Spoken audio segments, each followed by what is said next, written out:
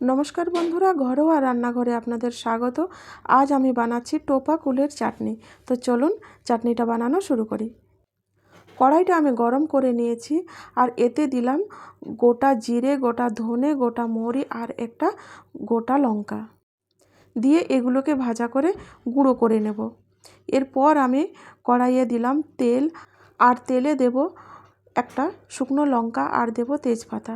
লঙ্কার কালারটা যখন একটু চেঞ্জ হয়ে আসবে তখন আমি দিয়ে দেব 5 ফোড়ন।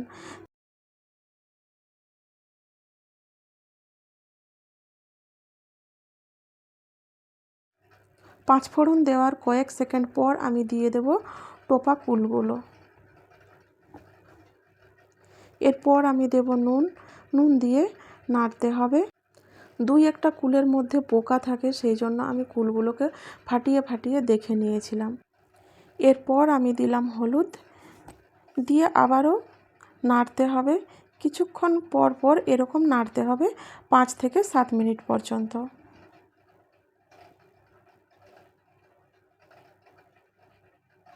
5 থেকে 7 মিনিট হয়ে গেছে।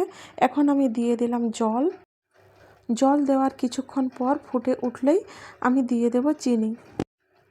আপনারা চিনির পরিবর্তে গুড়ও দিতে পারেন। চিনি দেওয়ার পর আবারও আমি নেড়ে রেখে দেব। চাটনিটা এবার হতে থাক।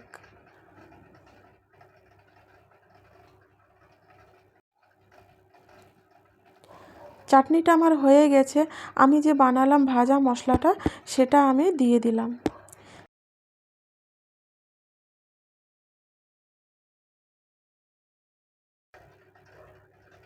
চাটনিটা দেখুন আমার হয়ে গেছে, খুব সুন্দর হয়েছে। চলুন একটা অন্য পাত্রে আমি রেখে নিই আর আপনাদের দেখাই কত সুন্দর হয়েছে। এই দেখুন কত সুন্দর হয়েছে।